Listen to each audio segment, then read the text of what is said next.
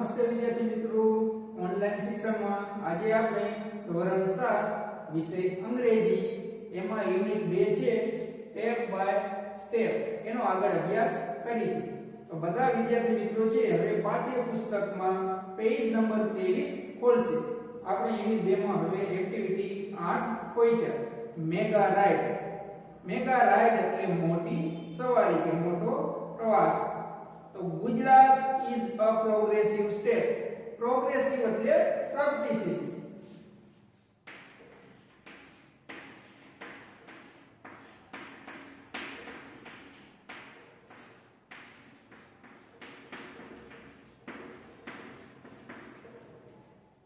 Gujarat is a progressive state કે ગુજરાત પ્રગતિશીલ રાજ્ય છે. પ્રગતિશીલ એટલે પ્રગતિ કરતું.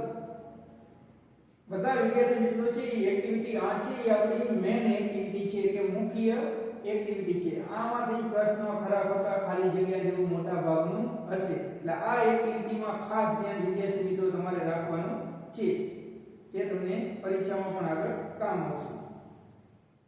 તો Ahmedabad is the largest city and center of business in Gujarat. કે અમદાવાદ છે એ સૌથી મોટું શહેર અને વેપારનું કેન્દ્ર છે. ક્યાં? તો ગુજરાતમાં. તો ગુજરાતમાં અમદાવાદ સૌથી મોટું શહેર અને વેપારનું કેન્દ્ર છે. સેન્ટર એટલે કેન્દ્ર અને બિઝનેસ એટલે વ્યાપાર. અને લાર્જેસ્ટ એટલે સૌથી મોટું. Gandhinagar is the capital of Gujarat. Capital એટલે કે પાટનગર કે રાજધાની.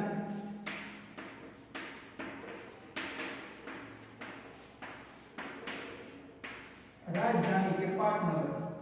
કે ગાંધીનગર ગુજરાતનું પાટનગર કે ગુજરાતની રાજધાની છે. ભારત દેશ છે તો એની રાજધાની ન્યૂ દિલ્હી છે.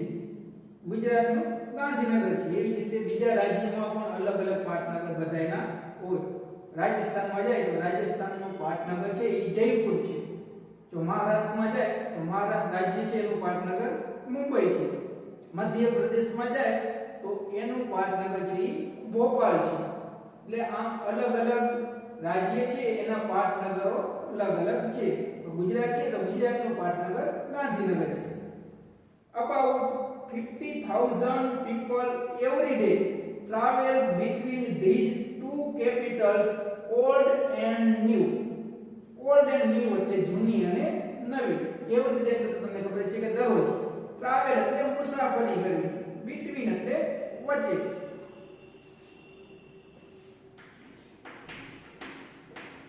ટ્રાવેલ મુસાફરી કરવી.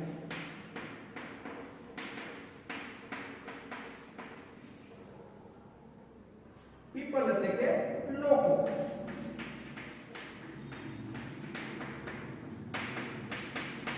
અબાઉટ એટલે લગભગ. કે લગભગ દરરોજ 50,000 લોકો આ બંને રાજધાનીઓ જૂની અને નવી વચ્ચે મુસાફરી કરે છે. અમદાવાદ છે એ પેલા ગાંધીનગર પેલા આપણું ગુજરાતનું પાટનગર હતું. પછી અમદાવાદમાંથી આપણે પાટનગર ગાંધીનગર થઈ જાય. તો પેલા આપણે જૂનું પાટનગર છે ગુજરાતનું અમદાવાદ હતું. અત્યારે ગાંધીનગર બની ગયું. એટલે અમદાવાદ અત્યારે પાટનગર નથી. જૂના વખતમાં એ હતું. અત્યારે નવું પાટનગર આપણે ગાંધીનગર થઈ ગયું. તો દરરોજ લગભગ 50,000 લોકો આ બંને રાજધાનીઓ જૂની અને નવી વચ્ચે મુસાફરી કરે છે. So we need a good transport facility. Facility એટલે સગવડ. ટ્રાન્સપોર્ટ એટલે વાહન વ્યવહાર. સો એટલે તેથી. તો તેથી આપણે સારા પરિવહનની સગવડની જરૂર છે. ટ્રાન્સપોર્ટ એટલે પરિવહન, ફેસિલિટી એટલે સગવડ. તેથી આપણે સારા પરિવહનની સગવડની જરૂર છે. The government of Gujarat planned for a new railway project. Government of Gujarat એટલે ગુજરાતની સરકારે ન્યૂ રેલવે પ્રોજેક્ટ એટલે નવા રેલવે પ્રોજેક્ટ એટલે યોજના. પ્રોજેક્ટ એટલે યોજના. કે ગુજરાતની સરકારે નવી રેલવે યોજનાનું પ્લાન એટલે આયોજન કર્યું કે આયોજન કર્યું. The government started a ₹2,000 crores company for that project. તે પ્રોજેક્ટ એટલે તે યોજના. કે સરકારે તે યોજના માટે 2000 કરોડના ખર્ચે એક કંપની શરૂ કરી. 2000 કરોડનો ખર્ચે. કેટલા થાય જો મીંડા જો તમે ઘણા માસની કેટલા છે કે સરકારે તે યોજના માટે 2000 કરોડના ખર્ચે 2000 કરોડમાં રૂપિયાએ એક કંપની શરૂ કરી. The name of the company is Mega. A company છે એનું નામ શું છે? મેગા. જો નીચે મેગાનું પૂરું નામ આપેલું છે metro link express for Gandhinagar and Ahmedabad. આ મેગાનું ફૂલ ફોર્મ છે, પૂરું નામ છે. The cost for this project is about rupees 1200 crores. Cost એટલે ખર્ચો કે આ યોજનાનો ખર્ચો લગભગ 1200 કરોડ છે. આ યોજના બનાવી છે એમાં 1200 કરોડનો ખર્ચો થાય છે. પછી નીચે this metro rail project has two phases. phases એટલે તબક્કા. phase એટલે તબક્કો.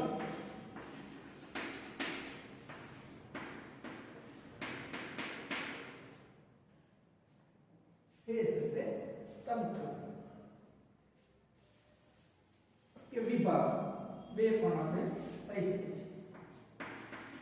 વિભાગ તબક્કો.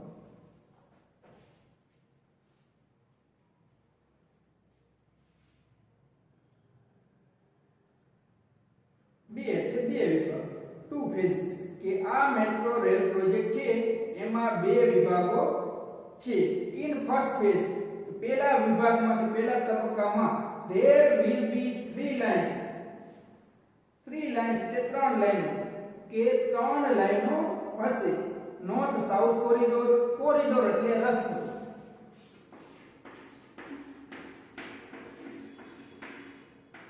કોરિડોર કોરિડોર એટલે કે રસ્તો. North south. નોર્થ એટલે ઉત્તર અને સાઉથ એટલે દક્ષિણ કે ઉત્તર દક્ષિણ રસ્તો. East west corridor. ઈસ્ટ એટલે પૂર્વ અને વેસ્ટ એટલે પશ્ચિમ કે ઉત્તર દક્ષિણ રસ્તો, પૂર્વ પશ્ચિમ રસ્તો. And underground corridor. અંડરગ્રાઉન્ડ એટલે ભૂગર્ભ, જે નીચે રસ્તો છે એ ભૂગર્ભમાં નીચે જમીનમાં એ રસ્તો એને શું કહેવાય? અંડરગ્રાઉન્ડ કોરિડોર કે ઉત્તર દક્ષિણ રસ્તો, પૂર્વ પશ્ચિમ રસ્તો અને ભૂગર્ભ રસ્તો. Total length of all the three lines will be 76 kilometre. Total length of all three lines કે આ ત્રણેય લાઈન છે એની કુલ લંબાઈ. ટોટલ એટલે કુલ કે આ ત્રણેય લાઈનોની કુલ લંબાઈ 76 કિલોમીટર હશે. 76 કિલોમીટર સુધીની લંબાઈ હશે. હવે ફરી પેરેગ્રાફ નીચે છે the north south corridor will connect Ashram road to Gandhinagar. Connect એટલે જોડવું. તો ઉત્તર દક્ષિણ રસ્તો છે એ આશ્રમ રોડને ગાંધીનગર સાથે જોડશે. This corridor will be 32.65 meters long. કે આ રસ્તો છે એ 32.65 મીટર લાંબો હશે. અહીંયા ભૂલ થઈ ગઈ, 32.65 મીટર નહીં હોય પણ 32.65 કિલોમીટર આવે. એમટીએસ આપ્યું છે 32.65 એમટીએસ. એમટીએસ છે એની જગ્યાએ કેએમએસ આવે, કિલોમીટર. કે આ રસ્તો છે એ 32.65 કિલોમીટર લાંબો હશે. ઉત્તર દક્ષિણ રસ્તો છે. It will start from APMC Vasna for National Highway 88. National highway નું નામ છે 88. કે આ રસ્તો છે કે it will start from APMC કે તે APMC વાસણાથી નેશનલ હાઈવે 8A થી શરૂ થશે. સ્ટાર્ટ એટલે શરૂ થવું. અહીંયાથી આ રસ્તો છે ઉત્તર દક્ષિણી શરૂ થાય છે. It will pass through Vasna, Paldi, VS hospital and town hall. કે તે વાસણા, પાલડી, VS હોસ્પિટલ અને ટાઉન હોલમાંથી પસાર થશે. પાસ એટલે પસાર થવું.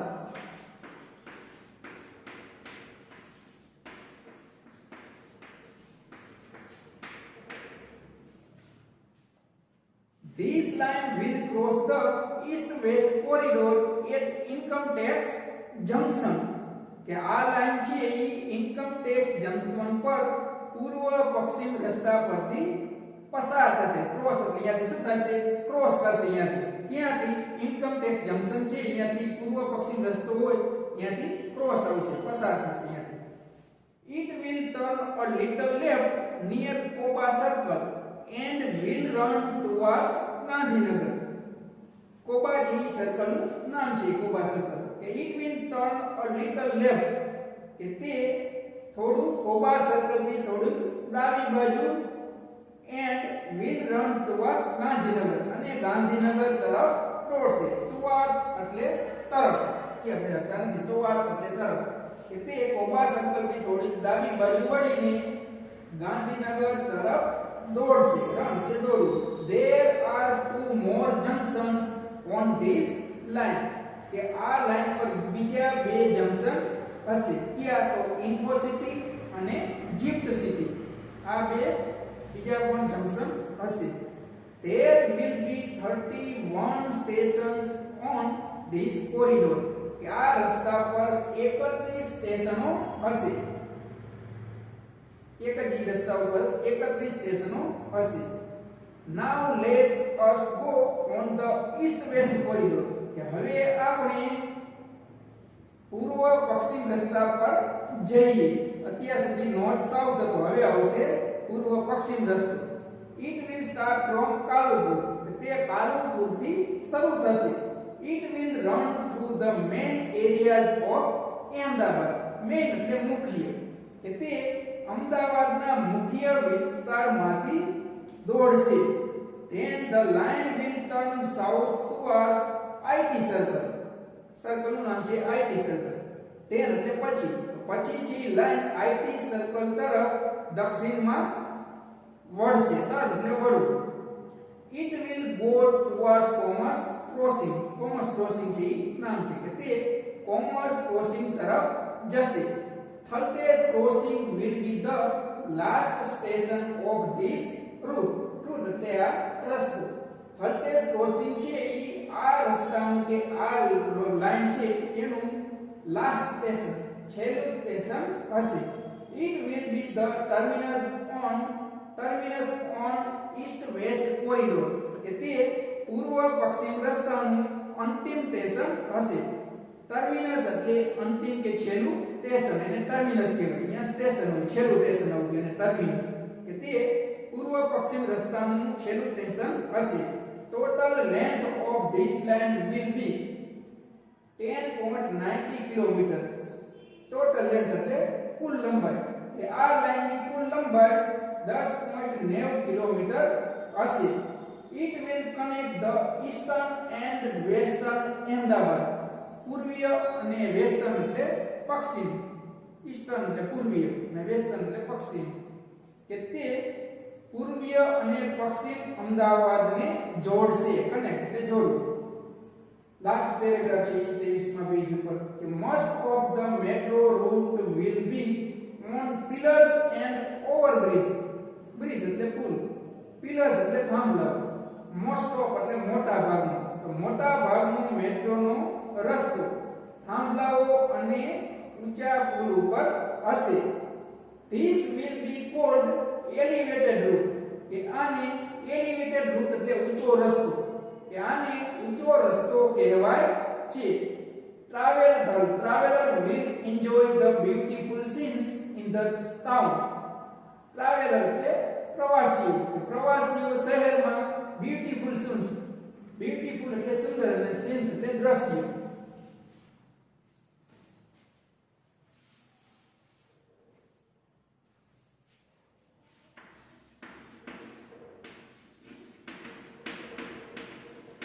beautiful એટલે સુંદર. પછી આવ્યું છે અહીંયા view કે scene. બે શબ્દ scene એટલે દ્રશ્ય, scenes.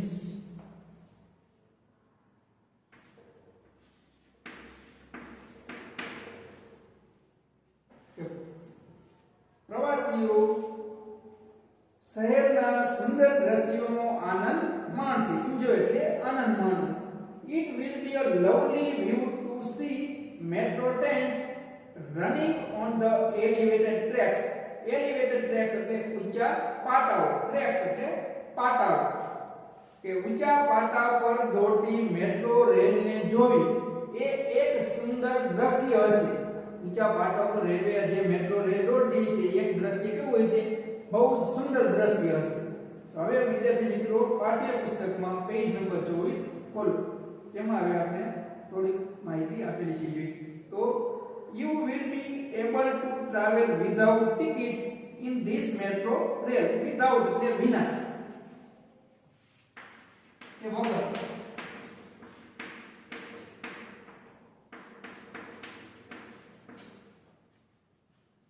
તમે ટિકિટ વિના આ મેટ્રોમાં ટ્રાવેલ મુસાફરી કે તમે ટિકિટ વિના આ મેટ્રો રેલમાં મુસાફરી કરી શકો છો.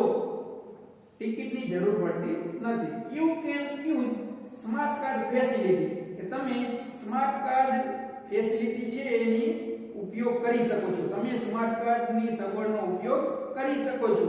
You can enter a station with your smart card કે તમે તમારા સ્માર્ટ કાર્ડ સાથે સ્ટેશનમાં પ્રવેશી શકો છો. એન્ટર એટલે પ્રવેશ કરવો. You swipe the smart card at your exit station. Exit એટલે બહારના નીકળવાનું સ્ટેશન કે તમે બહારના નીકળવાના સ્ટેશન પર તમારા સ્માર્ટ કાર્ડ છે જે એને શું કરવાનું છે? સ્વાઇપ ફેરવી લેવાનું છે. સ્વાઇપ કરો એટલે તમે નીકળી શકો છો બહાર. The system will automatically count the travel charge. Automatically એટલે આપમેળે. Automatic આપમેળે.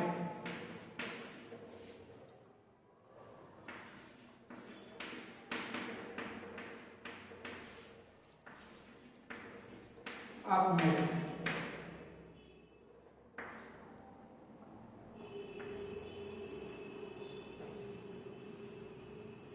કે સિસ્ટમ છે પોતાની જાતે કે આપમેળે ટ્રાવેલ ચાર્જ મુસાફરીનું ભાડું કાઉન્ટ ગણશે. કાઉન્ટ એટલે ગણવું.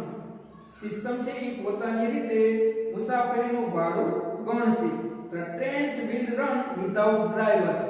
આ જે ટ્રેન છે એ ડ્રાઈવર વિના કે વાહન ચાલક વિના દોડશે. એમાં કોઈ ડ્રાઈવરની જરૂર પડશે નહીં. ટ્રેન કેવી રીતે ચાલશે? ડ્રાઈવર વિના. But you need not worry. worry એટલે ચિંતા કરવી કે પરંતુ તમારે ચિંતા કરવાની જરૂર નથી. Technology will take care of your safety. safety એટલે સુરક્ષા. safety safety સુરક્ષા. ટેકનોલોજી છે તમારી સુરક્ષાની કાળજી લેશે. ટેક કેર એટલે કાળજી લેવી. CBTC communication based train control આ છે સિસ્ટમનું નામ છે CBTC. Signalling technology will make your travel safe. જે CBTC સિગ્નલ ટેકનોલોજી છે એ તમારી મુસાફરીને સુરક્ષિત બનાવશે. સેફ એટલે સુરક્ષિત. CBTC છે એ ટેકનોલોજીનું નામ છે. સિગ્નલિંગ ટેકનોલોજી એ છે તમારી પ્રવાસને છે મુસાફરી છે એને સુરક્ષિત બનાવશે. All the metro cars will be air conditioned. બધી મેટ્રો કાર છે એ ટ્રેન છે એ કેવી હશે? એર કન્ડિશન વાળી. બધામાં આખું એર કન્ડિશન હશે બધા ડબ્બામાં એવી રીતે. The train will travel at the maximum speed of 110 km/h. maximum એટલે વધારેમાં વધારે કે અધિકતમ. તો ટ્રેનની વધારેમાં વધારે ઝડપ 110 કિલોમીટર પ્રતિ કલાક હશે. કલાકે વધારેમાં વધારે 110 કિલોમીટર સુધી જઈ શકે. રેડી ફોર ધ રાઇડ કે સવારી માટે તૈયાર છો. રેડી એટલે તૈયાર. રાઇડ એટલે સવારી. કે સવારી માટે તૈયાર છો. આ હતું આપણે રેલ પ્રોજેક્ટ વિશેની આપણે વાત. તો હવે આપણે નીચે બી એક્ટિવિટી આપી છે.